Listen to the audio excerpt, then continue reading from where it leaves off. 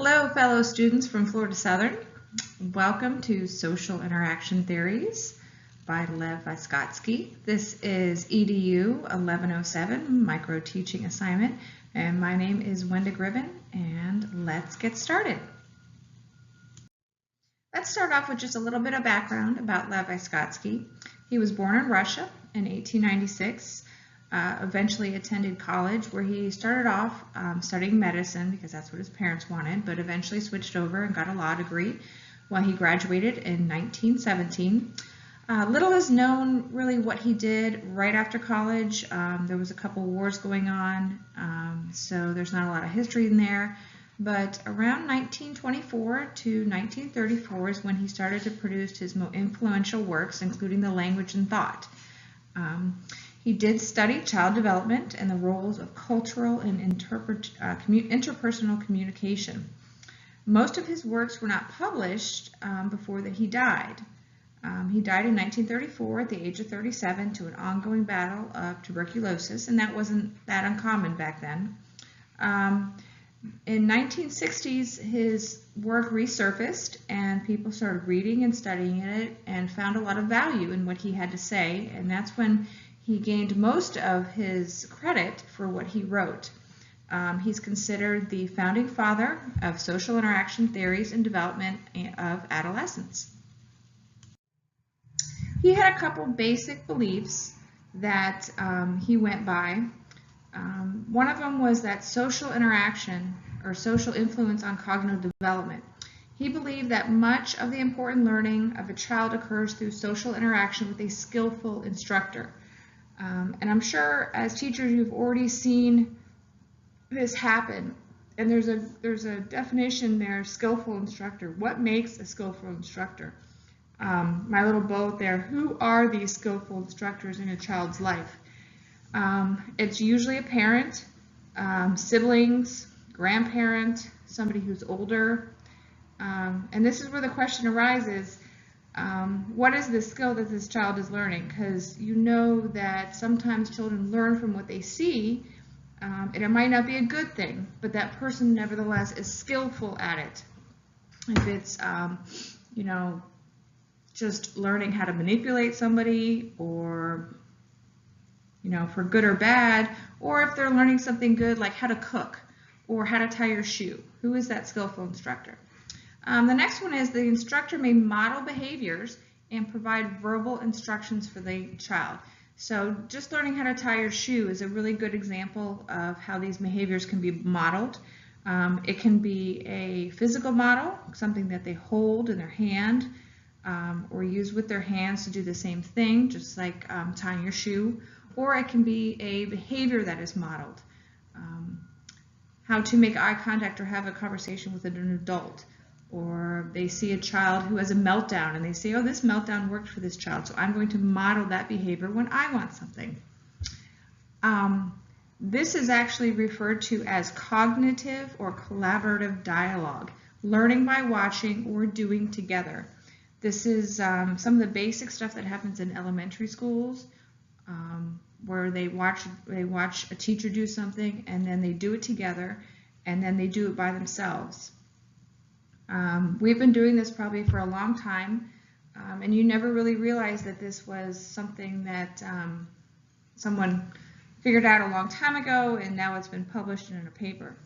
And then lastly, we have the child seeks to understand the actions or instructions provided by the instructor, then internalizes the information and uses it to guide or regulate their own performance.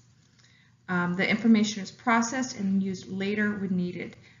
So they take this information, they tuck it away in a little spot until the same kind of interaction pops up again. They've seen maybe something has to do with stress or how to handle a certain peer situation, and they say, I saw a sibling do this or another skillful instructor use this. So they pull that out of where they've kept it and they use it again and see if it works for their current situation. Sometimes that is a live and learn. Maybe it doesn't work for the same situation, and then they take that information and tuck it away and then use it again for another situation. This is a quote from Vygotsky, and it pretty much sums up his principles without using all the big words. but every function in the child's cultural development appears twice, first on the social level and later on the individual level. So no matter what they're doing, he says, where they are socially, in a classroom, on a playground, in a driveway, they are learning. And then later they pull what they've learned and they use it on an individual level, maybe inside a house, inside a classroom, or on a playground again. So one of his first main principles is what we call the more knowledgeable other, or the MKO. This is someone who has a better understanding or a higher ability level than the learner with respect to a particular concept, process, or theory. So a child might not even realize that they're learning from the MKO, but it's somebody that has a skill that they don't have. So let's look at a different way how we can use that. Okay. Right now I want you to stop and jot for about 20 seconds. And I want you to think about, how did you learn to drive a car? Because I doubt there's many of us who just jumped in a car and all of a sudden figured everything out. Who were your more knowledgeable others, or your MKOs, that helped you learn to drive? Either do this mentally or write it down on a piece of paper. I'm going to give you about 20 seconds to do that.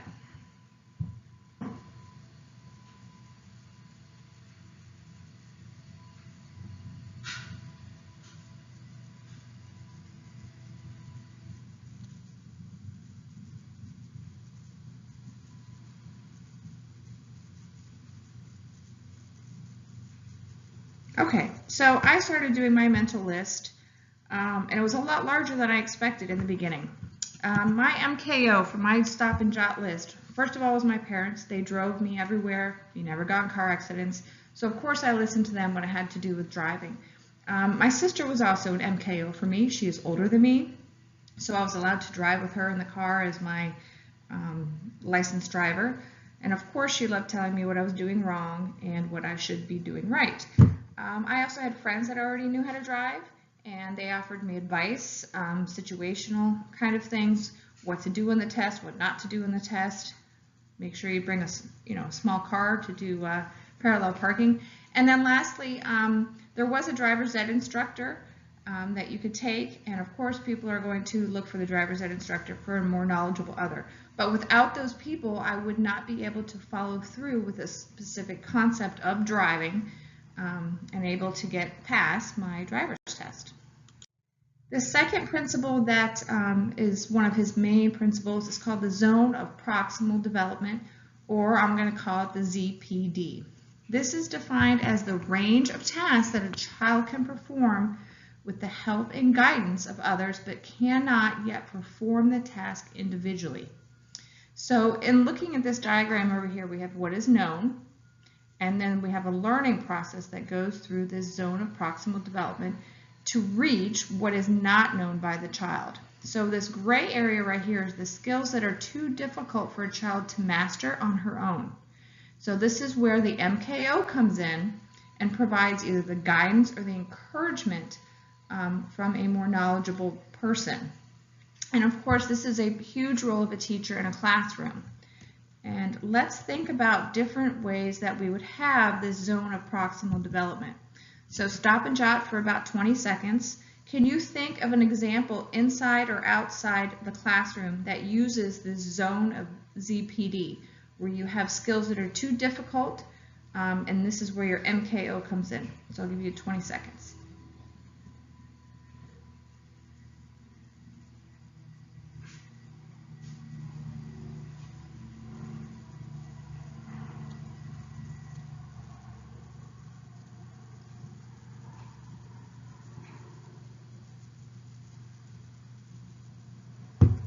Okay, this is my example over here. How do they work together? Because you have to have that zone in the center. How do MKO and ZPD work together? So when students are in the ZPD zone, they require an MKO in order for them to master a concept or a task. So my example is a child learning to ride a bike. So they start off right over here on training wheels, and the child knows at their end they want to be like all the big kids and they want to have their training wheels off. And the whole goal is to get over here where we have no training wheels. So This center part is our zone of proximal development. Who is going to come in and be that MKO to help guide or model for this child to make it over to their end task or their goal? Okay. Who are the MKOs in this example? The MKOs could be parents, grandparents, neighbors, other people in the neighborhood, kids who've already learned to ride a bike, siblings, the list goes on and on. Because we are all pretty much MKOs for everybody at some time in our life. All right, how could you use the more knowledgeable other in the zone of proximal development in your classroom? Well, when I first started reading this, I realized that pretty much I'm already doing it, but I'm thinking about on a larger scope, not just a one-on-one thing, but something I do with my whole class. First of all, there's demonstrations from a teacher, which I'm sure you are already doing. Math problems are an easy example of being the MKO by demonstrating. Chemistry labs, we know that they can be dangerous, so first a demonstration and working closely with a student is important. And then even if you were doing English, like certain writing styles, persuasive or informational, by providing them with a demonstration or example, the child is able to make it through the zone of proximal development. And then another thing that you can use for your MKO to get them through that zone is called guided practice. The student attempts the skill while being guided by an MKO. Math problems, again, are a great example of how this works. Chemistry labs, writing styles, all of this where the MKO works closely with the student to help them achieve their goal.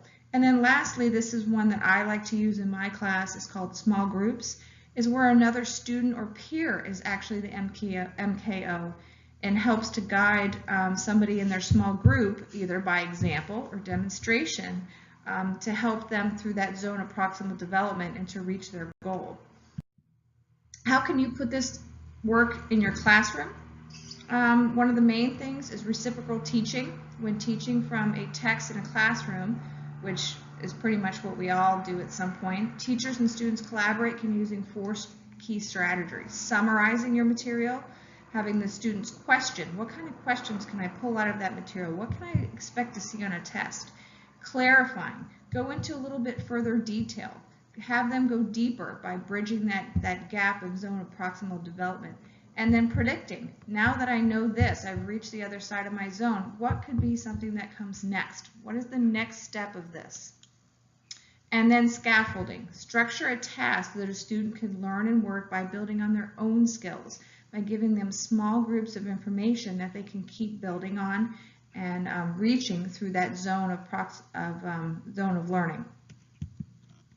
What are your classroom ideas? Now is your chance to think, how am I going to add this to my classroom routine consciously? You may have been doing it unconsciously, but now it's your turn to put it to work a little bit further so that you can maybe have some more MKOs in your class, have some more peer teaching in your class.